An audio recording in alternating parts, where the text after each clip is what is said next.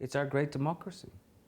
Stories. Stories are the ultimate democracy, in the sense that, you know, they go across all those borders, all those boundaries, all those genders. Doesn't matter how rich you are, how poor you are, how white, how black, how Irish, how French, how, you know, anything. It really everything.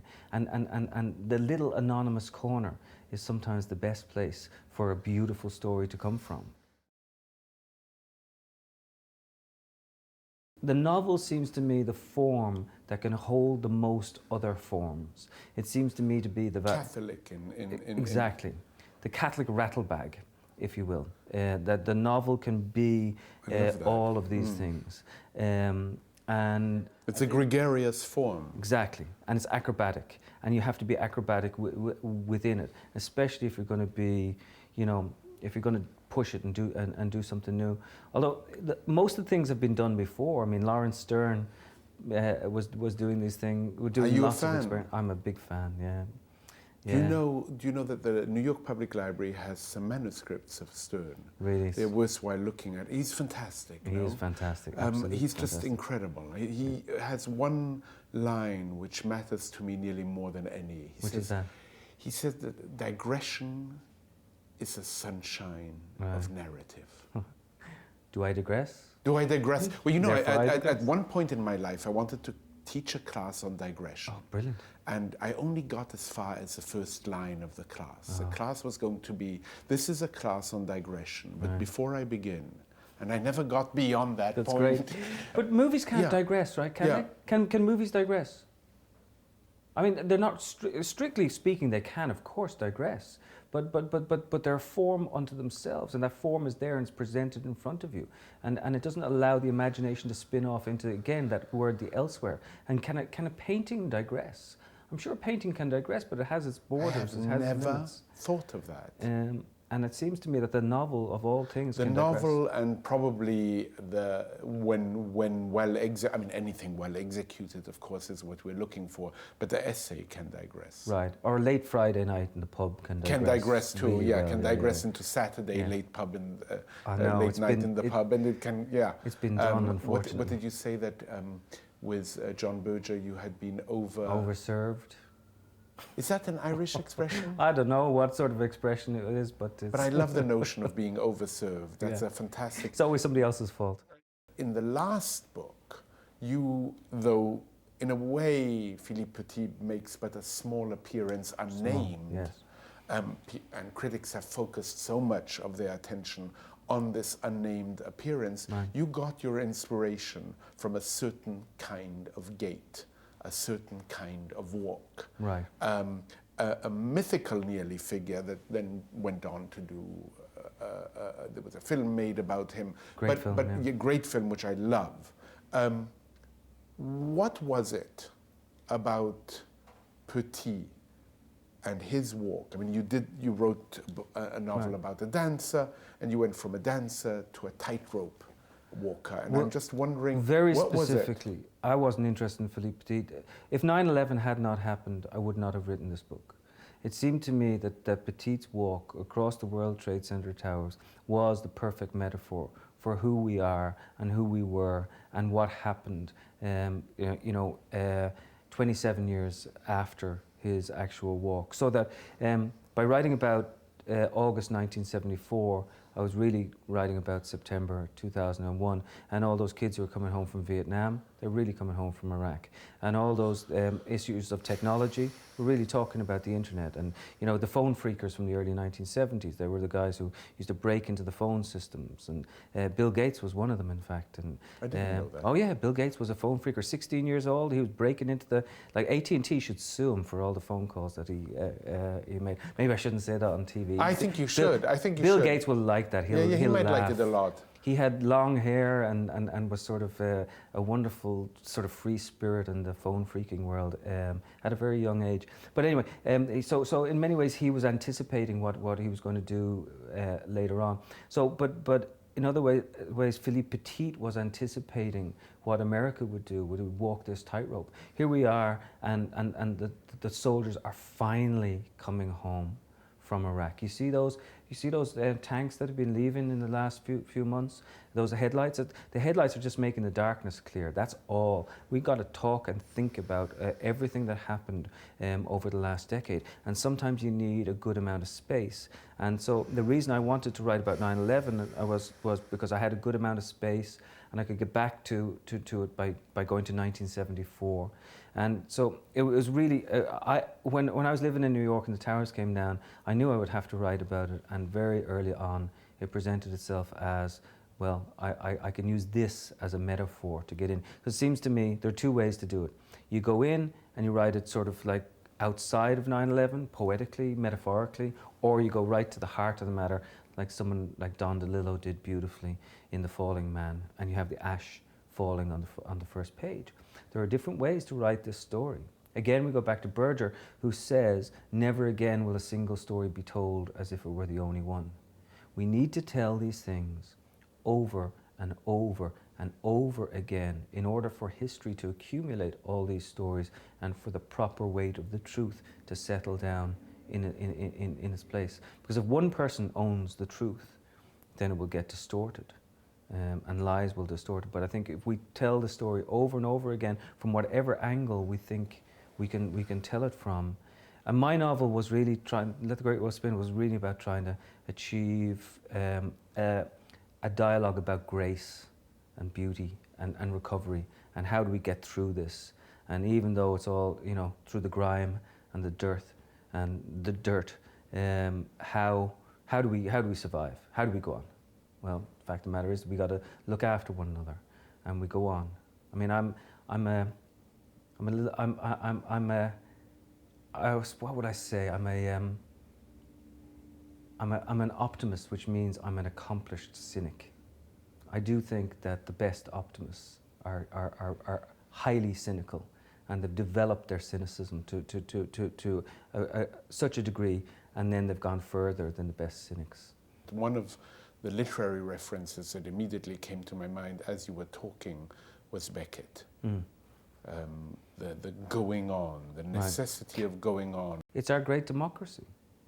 Stories. Stories are the ultimate democracy, in the sense that they go across all those borders, all those boundaries, all those genders. Doesn't matter how rich you are, how poor you are, how white, how black, how Irish, how French, how anything. It really everything. And the little anonymous corner is sometimes the best place for a beautiful story to come from. And so we all have it. This to me is where the radical act of storytelling comes in, and where storytelling becomes political and necessary.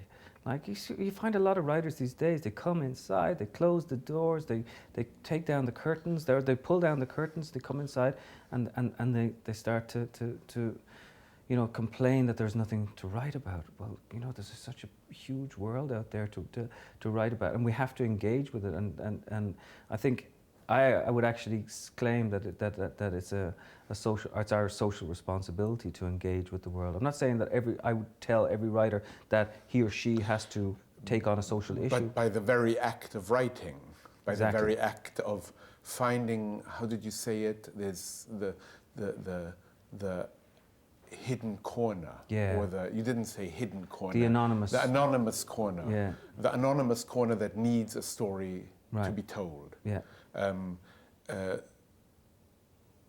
Michelet in the 19th century in France said that the role of the historian is to make the silences of history speak. Great. Perfect. In some way to make that which Perfect. hasn't been uttered have a voice. Right. But who owns history? This is going to be I love the fact that all these vets are coming home from Iraq and Afghanistan, and they're angry enough to start telling their own story now, because the official story, was it going to come through Halliburton? Was it going to come through Blackwater? Was it going through George Bush and his memoirs? No, thank you. I'd rather have that story about the soldier who was in Basra shooting dogs on the sidewalk. And there's a young Marine by the name of Phil Cly who was a student of mine, and in fact I chose him as a student on the basis of the first three words of his story, which was, "We shot dogs." And I knew that this man was going to tell a brilliant story about Iraq on the basis of that one line. But that won't find its way into the official histories of what was happening on the streets of Baghdad or Basra, you know, for the past 10 years. But then our duty, our actual duty, is to go in and find those small little anonymous moments and make them big and public. And then I think people will understand what went on. You have written very provocatively about the notion that, in fact, the writing of fiction is really but the first step in the direction of understanding what the work is about. The Sure. real second step, perhaps the most essential one, is the accompaniment of the reader Exactly. to the writer. The reader really is completing, and maybe not Exactly. even completing, but just adding an understanding. Well, I'm a creative writer, but you're the creative reader. And the fact of the matter is there's no creative writing without the creative reader. The reader has to go in and she or he makes the book and can make as little of it as they want or as much of it as they want. And you get all these spin-offs of ideas. And then as a writer, though, I must try to write something that doesn't talk down to them. And yet, look, I think of it like, I think in very cinematographic terms, right? I love cinema. And I think that I'm actually a photographer who paints photographs, and those photographs move, all right? This is using 3 different visual mediums all at once. So I want to paint a photograph for my reader, and then her or him to step into that photograph and move it along for themselves. And that's what you do with language. And so you sort of try to open the story that way, and hopefully the person will step into the story. And then they go on their own journey. It's not mine anymore. And readers can be infinitely wiser than the writer is. Like the writer just goes and it's like, uh-oh, here we go. I got a big kite. It's going to take me off somewhere. Don't know where it's going to go. But the reader comes in with more of a consciousness of idea. You know, the way you express this now made me really understand why John Berger matters to you. I mean, his work on photography Sure. is so inspiring. Right. And so inspiring precisely because it takes you outside of the frame. And gives you the dignity to say, I can step inside if I I can want step inside, I can see what's inside the picture. I need to understand also the whole context around it Right. in order to understand this picture. Right. 9/11. You mentioned that 9/11, the book would not have happened without 9/11. 9/11 was the impetus and the necessity. Exactly. I mean, you could not have avoided writing Let the Great World Spin without the disaster and tragedy of 9/11. Right. And the story becomes very personal. At one moment in some commentary, you speak about your father-in-law. And you speak about your father-in-law coming back to your home and meeting your children. Right. And I think your daughter embracing him Yeah. and smelling Smoke from his clothes. smoke from his clothes. Recount that moment. Oh, it was unbelievable. I mean, it's like she says to me, because her grandfather, thanks be to God, he got out, but she says to me, she ran away and hid, and she says, Poppy's burning. And I said, no, Poppy's not burning, love. There's just been a fire downtown. She was just 4 years old at this stage, and so we didn't explain anything to her. And she says, no, Dad, you don't understand. Poppy's burning from the inside out. And like, she didn't mean it on any vast metaphorical level. She was a child, but I knew the minute that she had said something profound to me. Like she was speaking about a nation, like she was speaking about a time, like she was speaking about what my own experience would be. They would all be burning from the inside out for a little while. And sure enough, on the streets, like, you know, there was the smoke on the streets. There was ash on the windowsill. There was, you know, those firefighters' cars that were covered in flowers. There was all this stuff that was there and apparent. And I knew that I was going to have to write about it somehow, and maybe answer Isabella's question about, like, why, you know, why is there smoke on his clothes. Of course, I didn't get at it in a direct way. I'll leave that for others. I'm not interested in being a politician. I'm not interested in telling people how to think. In fact, I don't think I'm any good at, I don't think I'm smart enough to tell people how to think. I think I'm smart enough to allow people to feel things. In the Let the Great World Spin, you speak of Tilly, a prostitute, and she describes a pimp with a little crimp in his walk and says, everything perfect got a flaw. It reminded me of a line of Leonard Cohen, there's a crack in everything, that's how the light gets in. That's nice. Like that a lot. Yeah. I mean, I think it's a necessary thing for us all to talk about, because you know, otherwise, what do we say to our kids? You know, why do we bring them into this? Mandelstam says we must love this poor earth, for we have not seen another. In other words, it's our responsibility to get on with it, because you know what, we don't have another one. So let's get up and down. And the crack, and the crack, and the crack. Does it speak in some way, I mean, that crack, that fissure, does that speak in some way to this lurking feeling that Colum McCann has of failure? Ah, yeah, jeez. I mean, I like the idea. I think failure is the idea that we fail is vivifying to me. Because like I go, like I'm in a novel right now called Transatlantic, and it's using a lot of transatlantic relationships, Frederick Douglass, George Mitchell, Alcock Brown, and you know, and when I dreamed this novel into existence, when I dreamed about writing about Douglass, oh, I can't tell you, I could close my eyes and I knew I was going to go home and it was going to sing and it was going to soar on the wings of angels. And then, like, I got down there, it's just like, what the hell? It's not coming out of my fingers. How come I can walk through the park and I can dream this thing into being and I can feel it, but I can't get it written down? I always fail. We always fall short of the expectations that we want for the work to be, and that to me is a good thing. It's again Beckett. No matter, try again, fail better. That's the essence of it all. But I know that every piece of work I do is like falls way far short of what I want it to be. Way far short. Frederick Douglass? Yeah.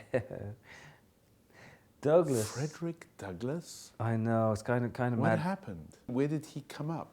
In 1845, Douglass, who was still a slave at that stage and had written his autobiography, Slave, according to himself, and he was in Boston, and they were afraid that his quote-unquote owners would come up from Maryland and kidnap him and make a spectacle of him and maybe incite some violence, and could have been all sorts of things that were going on. He was on the abolitionist circuit. So they decided to give him the passage to go to Ireland and to England in 1845 and to lecture, go on the abolitionist circuit, the anti-slavery circuit. So Frederick Douglass, as a 27-year-old man, handsome, still a slave, not ever having been out of the United States, arrives in Dunleary of all places, and then spends 4 months in Ireland. And I was fascinated by this. And not a story told, really. There's not a story told, because you know what, it's very complicated. I know. Obama started talking about it when he went to Ireland there last year, but there was a simplification made of it, because you know Douglass was there and he was staying in the houses of the Anglo-Irish, and the famine was actually unfolding. The Irish famine was unfolding at Frederick Douglass's feet. I love Obama. I mean, I have to say that I have enormous respect for Obama and all the things that he's done. I would love at some stage to meet the man and shake his hand. Well, I think you should meet the man, but even before meeting him, send him this idea. Well, it's really a story about Obama. I mean, it's amazing that you say that, because it is a metaphor. I mean, here you have this man coming from elsewhere, going to Ireland and trying to make sense of, you know, what it means to be other, and yet look after your own people at the same time. I mean, what Frederick Douglass had to do was look after the 3 million people who were enslaved in the United States. He couldn't look after the Irish people too. You can't become a saint. You can't become the conscience of a culture, you know, especially when you've just gone over there. But then people are looking at him from the point of view of history and saying, why didn't you speak out about what the Brits were doing to the Irish? Why were they starving? And what else should I be doing? Yes. Exactly. Why am I sitting here today when there are people starving up in Hunts Point? I mean, should I take responsibility for that 50 years from now? Should I take responsibility for the fact that, you know, there are people, you know, in this country who are, you know, you can't do everything.